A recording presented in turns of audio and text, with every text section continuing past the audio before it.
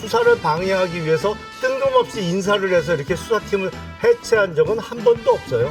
지금 현재 수사 도중 얘기하고 있는데 여튼 저튼 간에 모든 수사는 사실상 종국에 이른 겁니다. 아니, 이 의원님 잠깐 좋으신데 숨 좀 쉬어가면서 말씀하시고 맞아, 마무리를 해주시죠. 예, 마무리하겠습니다.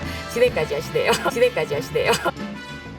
사실은 저는 지금 현재 이제 그러니까 우리 법무부 장관에 의해서 이루어진 추법부 장관에 의해서 이루어진 인사가 뭐 그냥 정기적 인사이고 다른 고려가 없다고는 하지만 저는 그간의 수사권 남용을 통해서 드러난 여러 가지 책임을 물어야 하는 인사였다라고 저는 생각합니다. 네. 그럼에도 불구하고 그러지 못하고 승진 인사였거든요. 특히 조남관 서울동부지검장 같은 경우는 관련 수사에서 좀 지나치다 싶은 인신구속영장을 청구했던 당사자 아닙니까?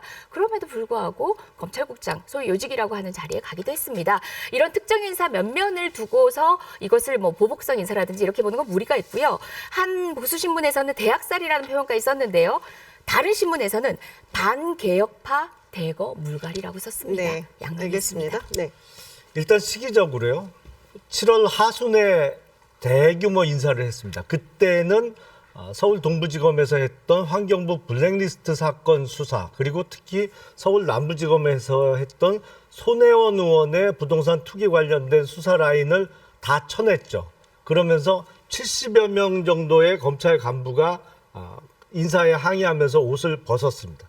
그게 채 6개월도 안 됐습니다. 그러니까 시기적으로는 명백히 정기 인사가 할 때가 아닌데 중간에 한 것은 명백해요. 그런데 그 의도가 수사를 방해할 목적, 그리고 지금까지 있었던 정권의 부담이 될 만한 사건 수사에 대한 보복 목적인 게 너무 명백히 드러나고 있죠. 우리가 살아있는 권력에 대한 검찰 수사를 한두 번 본 게 아닙니다. 김영삼 정부 때 그 아들 김현철 씨가 현직 대통령의 아들이 구속이 됐어요. 김대중 정부 땐 아들 3명 다 사법 처리가 됐습니다.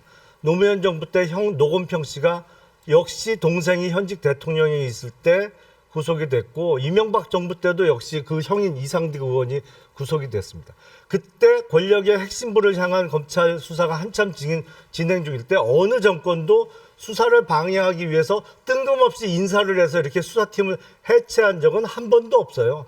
이 문재인 정부에서는 정말 듣도 보지도 못한 나라가 돼가고 있습니다. 정말 한 번도 경험하지 못한 나라가 되고 있어요. 요직이라는 요직은 친문 검사로 채운 거예요. 이래놓고 이게 수사 방해 목적이 아니다? 아니, 우길 걸 우기셔야죠. 네, 이건태 변호사님.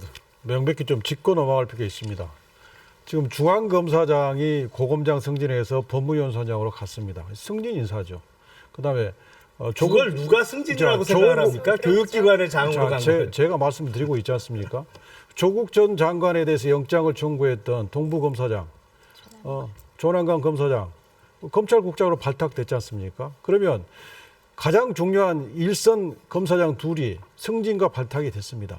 이번에 이제 이른바 자천성으로 보는 대검의 간부 몇 분이 문제가 되는데, 아까 말한 그 공공수사부장 박찬호 부장은 제주 검사장으로 간 건 이것은 자천성이 아닙니다. 통상의 인사 보직 경로에 따라 간 거죠. 그러면 이제 문제가 되는 게 형사부장하고 기조부장인데, 형사부장과 기조부장은 온 국민이 원하는 검찰 개혁의 담당자들이었습니다. 근데 검찰의 최초 입장이 뭐였습니까? 국회 뜻에 따르겠다고 그랬어요. 근데 막상 통과될 무렵이 되니까 국회 뜻을 따랐습니까? 안 그랬잖아요. 그래서 그런 부분은 장관으로서는 당연히 인사평가를 해서 인사를 하는 거죠. 지금 배성범 검사장이 이제 법무연수원장 간 것이 승진이고, 박찬호 공공부장이 옛날 공안부장이 제주검사장 자천이 아니다 이제 말씀을 하셨는데, 그건 솔직하게 말씀하셔야 되는 거고요. 우선 자천성 여부를 떠나서 이 인사가 왜 이 타이밍에 이루어졌느냐 하는 부분이고, 실질적 인사가 현재 중요한 수사가 한참 막바지에 있는데 그 책임자들을 수사 라인에서 배제했다는 게 중요한 겁니다. 그리고 반부패부장 하던 사람을 부산고검 차장으로 날리는 인사를 자천이 아니라고 하고, 지금 박찬호 검사장을 제주검사장 한 것을 자천이 아니라고 하시는 것은 억지죠. 결국은 지금 주장하시는 부분들은 이 수사 방해 내지는 보복 인사, 이것을 교묘하게 호도하는 말밖에 저는 안 된다. 저는 그렇게 생각을 합니다. 지금 현재 수사 도중 얘기하고 있는데 지금 머릿속으로 꽂고 계신 수사는 대략 3개 정도 되는 것 같습니다. 조국 장관 전 장관을 둘러싼 수사, 그 다음에 그 울산 시장 관련 선거 측근 공작 비리죠. 사건. 예. 측근 비리 사건인데 어느 순간 하명 사건으로 돌변했더라고요. 누가 피해자 코스프레를 할지 본질은 선거 모르겠다라고 공작 생각하는데 사건입니다. 네. 최근에는 또 선거 공작이라고 또 방향을 비껴가시더라고요. 본질이 그 정도로 그렇죠. 네. 그 정도로 결과적으로 검찰이 헛발짓 한 겁니다. 시쳇말로. 그랬던 사건인데 조국 장관 사건 또 하나는 관련해서는 소위 말하는 네. 감찰무마 사건이라고 하죠.